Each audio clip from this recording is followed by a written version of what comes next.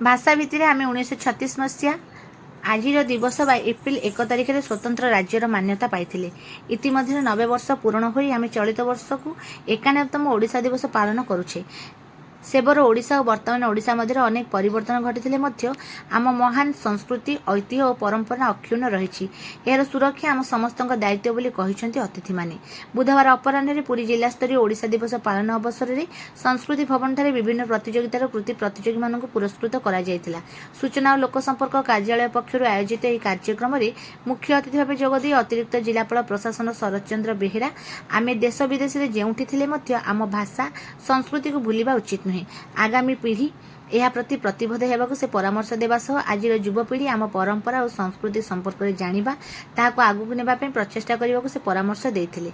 अन्यतम अतिथि भाव अतिरिक्त जिलापाल राजस्व डॉक्टर शरद चंद्र महापात्र, अतिरिक्त जिलापाल प्रोटोकॉल नीलमाधव भोई, पौर निर्वाही अधिकारी अभिमन्यु बेहेरा प्रमुख जोगदे ओडिशा दिवस तात्पर्य, ओडिशा दिवस पालन आभिमुख्य संपर्क में आलोचना करथिले। सूचना और लोक संपर्क उपनिर्देशक संतोष कुमार सेठी एथिर अध्यक्षता करने सह समस्त को स्वागत और कार्यक्रम परिचालन करथिले। शेषे जिला संस्कृति अधिकारी हेमंत बेहेरा धन्यवाद अर्पण करथिले।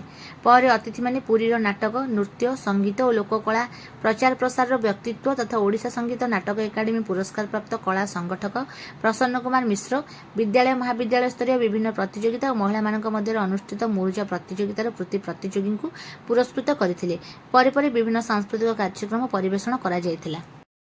घन घन वन भूमि राजित अंगे नीलभूधर मण साजित रंगे कण कण मुखरी और छात्र प्रिय छात्र छात्री माने एवं मीडिया भाई माने तेणु आज जहाँ आमर डीआईपी कहले जो जिला स्तरीय आज जो उत्कल दिवस आमर जोटा आज सकाଳେ हबार थिला जेहेतु राज्य स्तरीय जो उत्कल दिवस आमर आज रखाला तेणु जेहेतु सब पिला माने जो माने जाइछन्ति समस्त को लेकिन जीवा संभव नथिबारु तेणु ये संध्यारे गोटे अलग प्रोग्राम कराई जो थी कि आपण मानक पई माध्यम कल्चरल प्रोग्राम कराई तेणु आज जो 91तम आम उत्कल दिवस पालन करुछे।